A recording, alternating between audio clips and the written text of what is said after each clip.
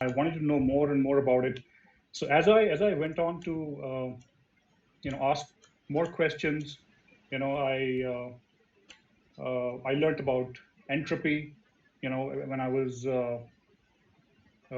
preparing for college, and the definition of entropy again was not very satisfactory. I was not happy with the textbook definition. So I wrote a letter to a professor in Bombay, and he told me that how entropy can be linked with the arrow of time, and how change is the only constant. So so I was kind of okay with that for a while, but eventually again I started asking some big questions, and that led me to a whole journey of self exploration and discovery, and trying to figure out a lot of strange things going on. So one of the things that I got really interested in was crop circles, and that was actually my sort of first experience of sacred geometry. And I just loved looking at crop circles. Back in the day, I used to collect pictures of all the different patterns and amazing, beautiful designs that would seem to appear out of nowhere. And I think till date the phenomena is unexplained. And I would go to bookstores and just look at pictures of crop circles, and something about that was satisfying. Something about that was kind of filling the gap which I always felt initially. When I started wondering about time and the nature of reality. So that was kind of the first clue for me that that there is a certain geometric design which can play a very fundamental role in our understanding of time and reality.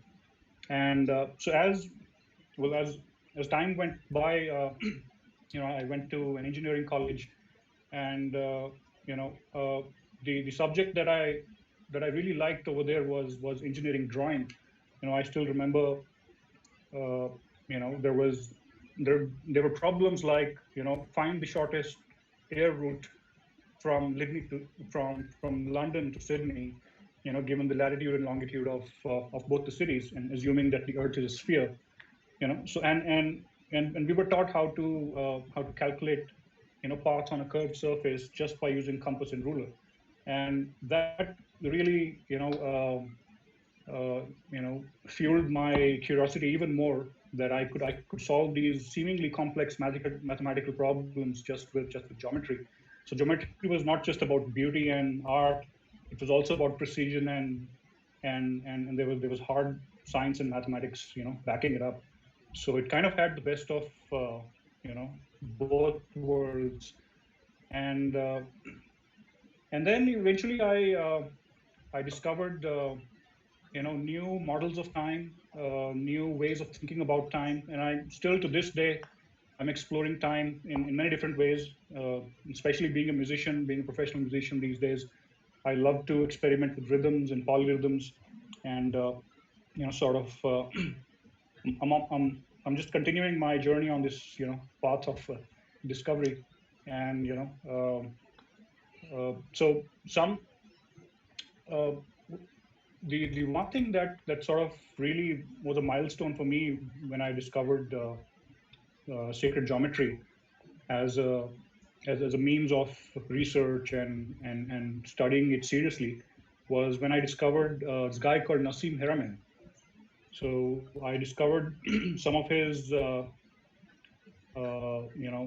research work about a decade ago, and he was all about geometry. He was explaining the entire universe based on simple geometry. I mean, a 10-year-old kid could understand it.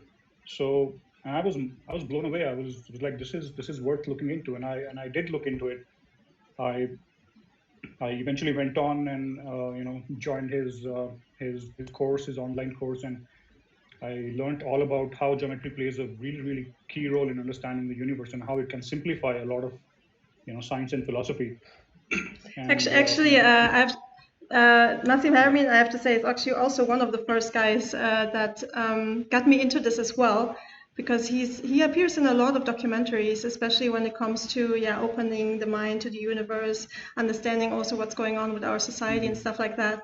Found it very interesting to find someone who's actually a scientist and who has been pursuing this topic for many years now.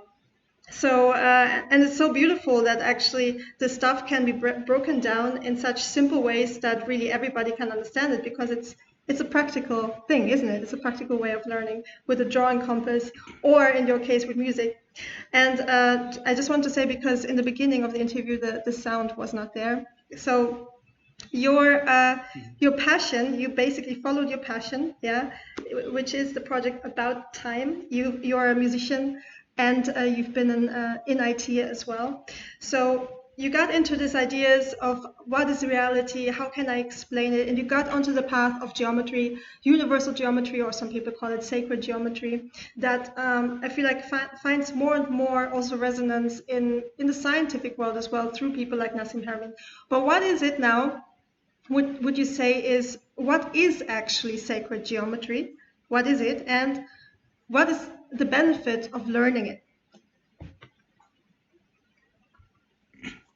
Well, sacred geometry is often described as the architecture of the universe, but I like to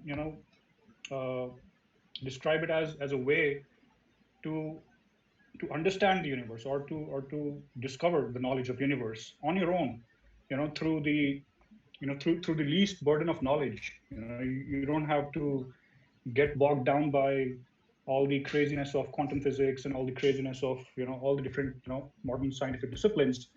I mean, at the end of the day, you're not looking to build rockets out of it straight away. I mean, eventually you might, but you're looking for a complete picture, a comprehensive understanding of the universe. Something which has something which has least amount of holes in it. So sacred geometry is a perfect blend of arts and science. And that way it is actually pretty similar to music. I mean, I consider music to be as much as part of science as anything else. I have no idea why it's why in our education system we do not consider music as a scientific means of learning. But it was. But sacred This is the thing. It used to be in ancient Greece, in the quadrivium, where music actually was part of the sciences, a part of understanding number, because actually that's what it is, isn't it? It's numbers in space. Like when we clap our hands, 1, 2, 3, 4. It's actually numbers. So yeah, continue. Right. So with sacred geometry, you don't have to use complicated words. You don't have to get into complicated mathematical equations, but it just gets the job done. When you sit down with a compass and a straight edge, and you just find yourself in a zone. After maybe 10 or 15 minutes of drawing circles, you kind of self-hypnotize yourself, and you start having these insights. You're in that flow state immediately, just like music. When you start off playing music, it takes a few minutes before you get into the zone. So and it takes practice. With practice it gets better and better. And just like with music, it sort of stimulates your left brain and right brain. So geometry has the perfect balance. When you're drawing circles and shapes, a part of your mind is focused on getting it right. You have to sort of, because the thing has to resolve. It cannot be left hanging. The thing has to close, and just like music has to resolve, it has to come back on the root note, it has to come back on the one. So there is something musical about drawing circles and lines with a compass and a straight edge. And the other part of your brain is free to sort of visualize what is emerging out of this drawing, while one part is focused on resolving it and keeping it connected. The other part is free to make insights and sort of go on this process of self-discovery, and who knows what you might discover. Every time you draw a few circles and lines, every time something new might happen. Yeah. I have a lot of people, when they come to our workshops, they have this feeling later on that something happens with the mind, like they're reprogramming themselves. Maybe they start to dream about geometry, or they just start to see geometry everywhere. It really, I feel like it starts to shift your perception about things and how you actually then also see things in reality. It doesn't seem to be so overwhelming and confusing anymore for me personally. I feel like everything, you can break it down to simple geometries and simple relationships and proportions, which actually, everything in life can be broken down like this.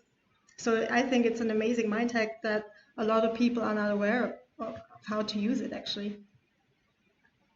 Yeah, absolutely.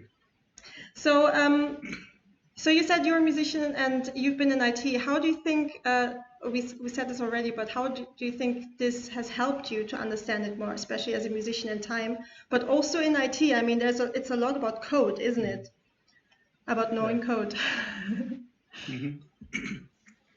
Well, yeah. So I'm almost equally passionate about music and technology. I think they are made for each other. There is this tremendous synergy between music and technology. Music and software, and you know, and that is for a good reason. Because both of them, uh, both the systems have time as their backbone. You know, so music is essentially geometry of time. We're making geometries with the flow of time, and we're making shapes that resolve into nice symmetrical objects. I mean, you can think of it's a little abstract thought, but music can also make shapes and geometries. When you think of rhythms and melody sections, and one of the key component of any musical composition is repetition. It's looping. These days with electronic music, almost any piece of music can be created or composed with just loops. You start with simple loops, then you make complex loops, then you make nested loops. You can make sequential, parallel, all kinds of arrangements of loops, and there you go. You have a full composition. And it's not so much different with software. Software, again, we have loops which are sort of at the core of how the algorithms work, and how repetition can be programmed in a very, very efficient way. So again, it's about, while music is more obvious to us in the form of beauty, the end result of using repetitions in a certain way, it comes out as beauty. But in software, it comes out as efficiency. We get the job done in the least amount of time. We use the least amount of computer resources and get the answer. So that actually has a beautiful synergy. Beauty and efficiency, they're again two aspects of the same thing, and both are intimately connected to time. Time is the backbone for for both can be seen as creative art forms. Both can be seen as scientific and technical disciplines as well. And the other thing which is you know common between the two is the binary number system. So the binary number system is the basis of computer technology, as we all know. And same goes for music. Music is binary in nature. We have octaves, we have doubling and halving of rhythmic cycles. uh, and everything revolves around the ratios of 1:2, 2:4, 1:4, 1:8, and so on and so forth. This is sort of the scaffolding of the entire music is around octaves and the binary number system. Uh, so what I really learned from this synergetic relationship of music and technology is that you know that they're pointing towards a bigger picture, that there is a bigger aspect of reality which might be. So I discovered the fractal nature of reality, because we see the same patterns in music, we see the same patterns in code. Well, I mean they look independent, they look different from each other, but but because they have the same patterns, it means they are essentially pointing to a bigger reality which might be fractal in nature. And this is true for any all creative art forms, all the everything that we do eventually will have some aspects that will point towards the fractal nature of reality. So so that was kind of my key insight when I worked with music and technology at the same time. I kept getting these synergies back and forth, which pointed me towards believing that our reality is fractal in nature. Yeah, I think this is also one of the theories of Nassim Haramein, isn't it? That he says actually it's all based on a holographic universe. Basically, it's like a matrix, you could say, isn't it? It's a matrix. Mm-hmm. And what is it that can help us when we understand these things? I mean, how do you see is your life purpose now by understanding these things? How did it affect that? Well, so it helps me connect with the bigger picture. I can I can use method of abstraction to translate my learnings in music, my learnings in geometry and in technology to almost anything else out there. I can apply it to maybe psychology. I can apply it to cosmology, or any other field of your choice.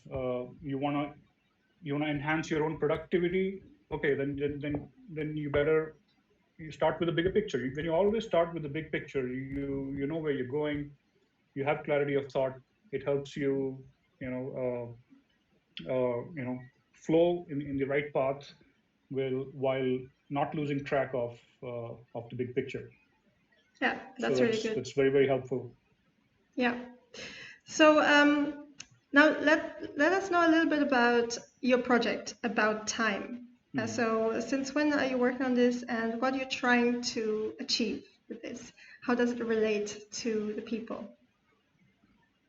Right. So so as I looked at my journey, and as my curiosity kept on increasing, I kept getting answers, but with every new answer, I figured there was a new set of questions that took birth. And so and then when I realized that everything is fractal in nature, and that time itself might be fractal in nature, then I realized, there may not be a final destination here that I'm after. Maybe it's more about the journey than the final destination, which may or may not be there. I don't know. So that kind of prompted me into starting this project called About Time. I started it last year, and I had developed a lot of insights, working in these different areas, and looking at the synergies. So I wanted to share that. I felt enriched by all these insights, and all this knowledge of unified physics, geometry, music, technology, and I just had to sort of share it with people. So that kind of led me to starting this project. So in this project, it's essentially a knowledge sharing platform, and the format is mostly through live workshops. I like to use a more experimental model, where I sort of design experiments that people can do, with building, for example, 3D models of simple shapes, or solving really simple mathematical equations, and discovering what the meaning of some of the mathematical ideas that we have learned in school, what they actually mean, and where do numbers come from, and what connects everything to everything else. How can we look at time? How can we look at space? There are all kinds of experiments that I try to bring out this energy between two different things in one experiment, and let people discover for themselves and build their own insights. And so eventually, my vision uh, is to really make a mark in holistic learning. Because we have. Holistic education has almost become a buzzword these days, but nobody is really paying attention to what it really means. I see a lot of education institutes. They focus on learning the arts. They try and teach the students music. They Parents would want their children to learn Sanskrit. but they're missing the main thing. They're missing the integration. They're missing the synergy. If you're learning music as just a form of entertainment, then you're missing the point. If you're learning Sanskrit as just a means to enhance your vocabulary or say some cool things, you're missing the point. So there has to be focus on integration. How music can actually give you a worldview, how Sanskrit can give you a worldview, how some of these things can actually shape your thought process and shape you as a person. So that's what holistic learning means. And really to actually tackle the subject of holistic learning, you have to look at the whole universe. There's no other way. You can't leave anything out. It's a package deal. Like if you wanna know everything, then you have to know everything. You can't leave anything out. So you have to start with the universe. There's nothing bigger than that, or there's nothing more whole than that, as far as we know. So Yeah, I can so I want to definitely bring this. Yeah. I can definitely resonate with that because in a way, when we started to figure out a lot of these ideas and put our research on and trying to put it into a picture, the first thing really you want to do is share it and to uplift actually our education system. So we're all completely on the same side, thinking about it more, yeah, interdisciplinary, multidimensional as well, multisensory, because learning Right. can be a complete experience. And I think this is what sacred geometry or universal geometry and music, I mean, it's all linked to each other, helps us to do is through experience. And asking also the more philosophical questions. Yeah, what does it actually mean? Yeah, when these things are linked, and not just learning data, basically. Yeah, but actually finding the relationship of that data to yourself. And with that, actually, I have another question for you. So, what was actually maybe one of the most mind-expanding experiences for you getting into this knowledge that really shifted your perception? Like maybe one amazing experience. Yeah, that's an easy one. That's easy. Okay. I mean, it's got to be the five Platonic solids. It's I remember when I first learned it, and I was like, wow, is this really true? I mean, nobody ever told me about this before. I mean, I didn't read it about this in a book, but the fact that there are constraints of space itself, and there are limited number of things that you can do when you're seeking perfection or when you're seeking symmetry in a finite number of dimensions, or well, in any number of dimensions actually. It's always going to be some finite number of perfect shapes that you can build. And I still remember when I first discovered that there can only be five perfect shapes in 3D. uh, that was it. I was hooked. I knew that I was going to be yeah. And five actually became my favorite number for a long time. And really started liking the number five, and I started noticing it everywhere. And five became I started calling five as the fractal number of creation. Because we have in all our ancient knowledge systems, we have this concept of five elements, that the entire creation, the entire universe is made of five elements. We have the five Platonic solids, and we have five senses, which are also the five ways to create the experience. They're sort of the elements of creation of our experience. And then we have five fingers, where all our creativity sort of comes out through five fingers. And I went even beyond. I looked into different art forms, since because I'm also a drummer. I immediately drew the comparison between the fundamental rudiments of drumming. So there are actually only five rudiments of drumming. There are five essential hand patterns that you need to master when you're learning drumming. And then there are five vowels in the English language, and even in Hindi language, there are groups of five. All alphabets are grouped into groups of five. Five black notes. And the list goes on. Five black notes in music. Yeah. And so I kind of had an insight on this. I realized that maybe every form of creativity will only have a handful of elements. Yeah. That need to be mastered. Be it dance, music, movies, any kind of creative art form. It'll always come down to mastering a handful of basic rudiments, and there might be five or some small number. And that was a really great insight.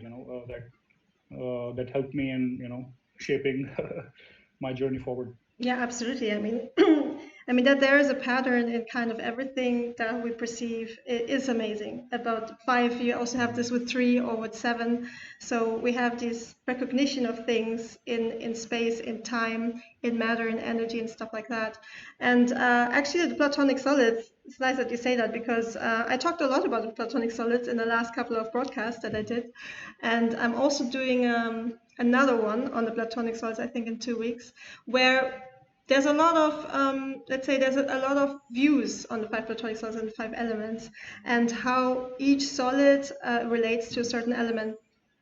And this view is based actually on the ancient Greeks and Plato.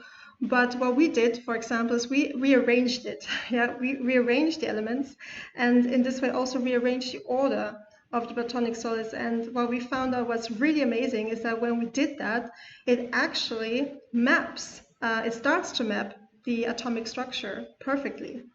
And so it's not just a philosophical view that is very abstract for a lot of people. It actually has a very solid foundation if you look at quantum physics. So I think we're just starting to explore that area, and it becomes more and more apparent that actually the whole universe is based on these very simple shapes, at least in the foundation. Yeah, it gets more complex later on, but yeah. Yeah, absolutely. I mean, they're sort of reservoirs of endless knowledge. I mean, people have been studying Platonic solids for how many years? Like thousands and thousands of years. And still, I think there's a new theorem on dodecahedrons that came out in January or February. I mean, we're still discovering new properties of these five solids. I mean, that's just amazing. It's just amazing to see that. So, thinking about our old knowledge and maybe new discoveries, where do you think are we gonna head as humanity with this knowledge? Where do you think we can head? What's the vision? Well, first of all, I think we're living in a very exciting time. At least the way I see it. I mean, there's so much work happening all around us. There's so much. Everybody's working on unification in some way or the other.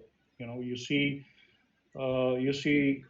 the everybody's expanding their knowledge base. They're trying to get more and more things connected to each other. There's an amazing synergy happening between arts and science already. Even science and spirituality. There is technology is doing its thing. It's playing all kinds of. It's giving us new things to think about and use, and figure out what it means. Uh, so there's a lot of there's a lot of activity happening around unification and the unified worldview, and I think it's everything's going to lead us somewhere. This is like a big churn which is happening, and after we are done churning it for a while, something some good stuff will come out of it. And our what we have to do is we have to use this this expanding knowledge and these new insights of unification, and use it to evolve uh, our own worldview. And I think it's in light of these unification principles that are now emerging out into the open, they all have they all will fit like a jigsaw puzzle and eventually give us a comprehensive worldview, which will be all inclusive, and we will not be bogged down by uh, you know the problems of the past. And I think we'll have a new set of problems to a new set of good problems to figure out using our new worldview. And I think we'll finally get to that the promise of the new age, where everyone has clarity of vision, everybody feels connected, everybody's in the flow, there's harmony all around, nature and our relationship with nature is all taken care of, and we all grow as a whole. So I think that's sort of been the vision for quite a while now, and I think we're getting there. We'll probably get there, sooner than later. For sure. I mean, I feel definitely that there are more and more hubs coming up of people who think the same and try to approach the subject from different angles, obviously, and get rid of the dogma. Because I think the biggest problem is that we're limiting ourselves so much through our belief systems, and that we're not looking outside of the box actually, and to see actually that box and that box and that box. We all actually have something in common, and to get rid of these boundaries actually more and more, and to see actually, yeah, we're all connected, we all want to achieve something, and we can achieve it much better when we work together, and to see also the world as a harmony. Because right now, especially what's going on right now in the world, I feel like there's all these boundaries between people, between countries, which is like, well, wait a second, if you go outside into space and you look back to the planet, it's actually just a circle. Or if you go further back, it's just a dot. So in a sense, yeah, we're all actually one. And it's about time. It's about time to recognize that. And so yeah, thank you very much. Yeah, there is. Yeah. Yeah. So yeah, I feel the same way. There is no box. The more we try to sort of compartmentalize knowledge, we get back into the reductionist, view of looking at things, which has sort of outlived its use. I think we're now ready for the holistic unified worldview. Yeah, that's great. So I have a couple of more questions for you. Yeah, these are the hot 5 questions, Sure. Which is just basically you just answer very quickly what you prefer. Yeah. So I need to turn this paper. Yeah. So, what came first, in your opinion, matter or mind? Mind or matter? Well, matter over mind or mind over matter? Well, I guess it's probably mind. The universe seems to have a lot of properties which sort of relate with mind more than matter. There is there is light, there's observation, there is you know there are things coming out in and out of existence, just like thoughts. So it seems more like the universe seems more mental than than physical. Yeah, I'm definitely with you on that. Okay, what are you attracted to more, science or philosophy? Oh, okay. Well,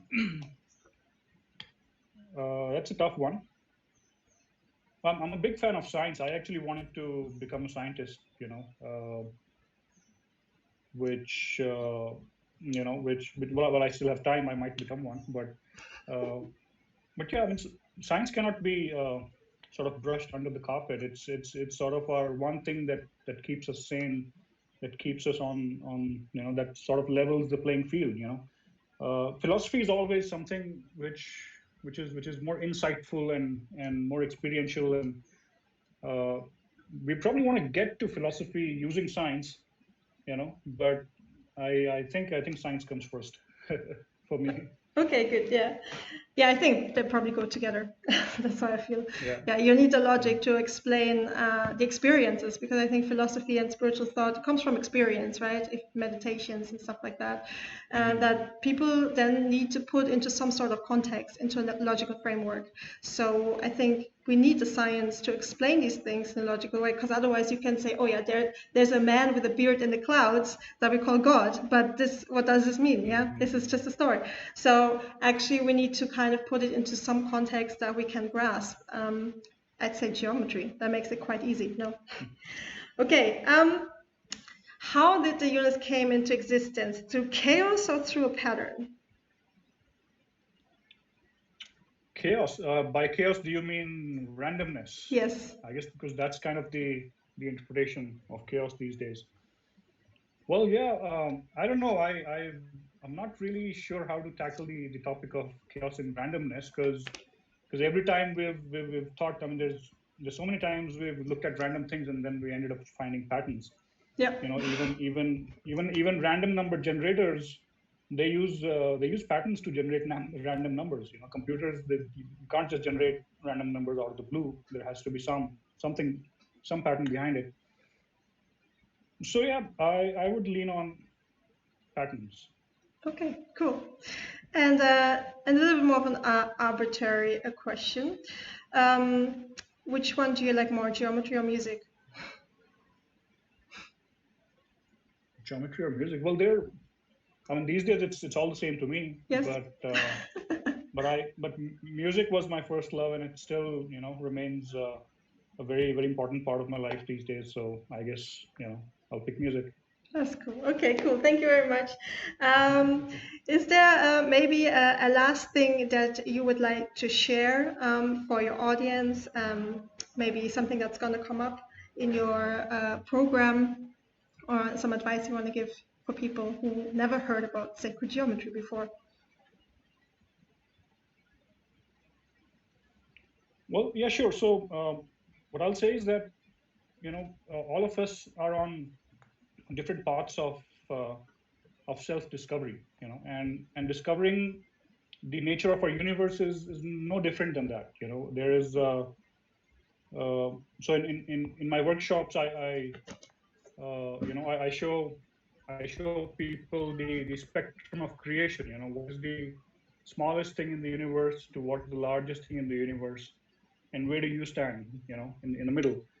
We are actually closer to the largest thing. So there's more smallness inside us, than the bigness outside us. So there's more. If you look at it in a geometrical way, if you look at, there are more powers of 10 inside us than powers of 10 outside, until you reach the size of the universe. So we are actually, we are the universe. There's more universe inside of us than outside of us. So using geometry as a tool to build insights about the universe, is no different than learning about yourself. It's a path of self-discovery, and it's amazing how it works. There is no burden of knowledge. It's all experiential. You can do it on your own, and it helps you. Some people even say it helps them heal themselves, because the insights that they develop, they figure out who they are, and it's not what they think they are. So naturally their problems go away, because now they have a different view about themselves. So it works in so many different ways, and it is actually needed. In today's world, we need more and more people to think about the unified worldview, and develop insights about what is that thing that connects everything. There is no closed system. There is no box in the universe. So and that is sort of the key to a self-organizing and and a self-aware system, is to know yourself. And the more and more of us, as we do that, this world will become a much better place, and we will rediscover the knowledge that existed in the ancient times. We will put it to use. It might be just the thing that we need. It might be just what what might set us free. Very beautifully said. So thank you very much for this beautiful interview. There's a few little small technical problems, but I think it's fine. Yeah, if any of the audience would like to check him out, it's About Time on the Facebook page. There's a website as well. And you're doing a next workshop at some point? Yeah, I'll be doing a workshop next Sunday. Okay. It's going to be on music theory. We're going to explore some geometrical properties of music, and have some fun. All right, cool. Yeah, check him out if you want to join that on the workshop. I'll be back again next Sunday as well at 8 o'clock for our broadcast, where I'll be talking more about the flower of life and some of the new words that we invented to call the different layers of the flower of life. So thank you very much, Abhinav. I wish you very good luck with your project. Thank you. And it's been fantastic to meet you and to find another person who's on the same path. So With that said, namaste. Yeah, thanks for having me on your channel. Thank you. All right. I see you soon, yeah? Sure. Thank you.